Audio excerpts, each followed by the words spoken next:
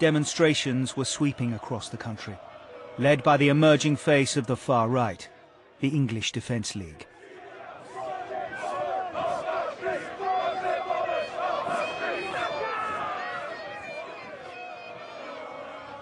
Its members were young, organised and growing in numbers, and its marches often descended into violence.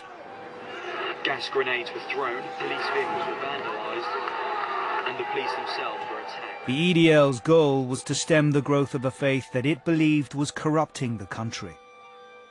And in the grooming of white children, they saw not just a crime, but evidence of a broader Islamic agenda. Militant Muslim gangs taking liberties in our towns and cities, taking liberties with non-Muslim youth, non-Muslim girls, raping, pimping, beating, abusing our whole system. As you can see behind me, there's a massive police presence in Bradford today.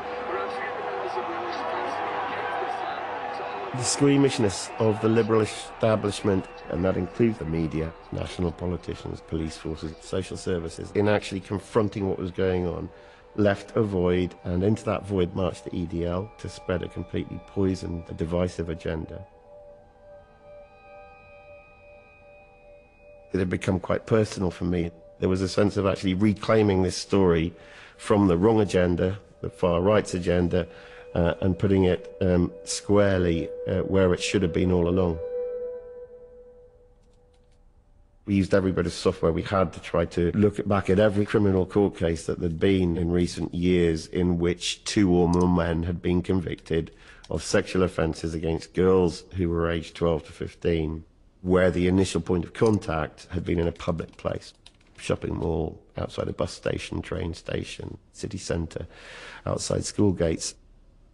We needed to build that picture of all such cases, because if we were going to say what I sense we might be going to say, which is there was a specific pattern here involving men largely of the British Pakistani community committing offences against young white girls, we needed rock-solid evidential base.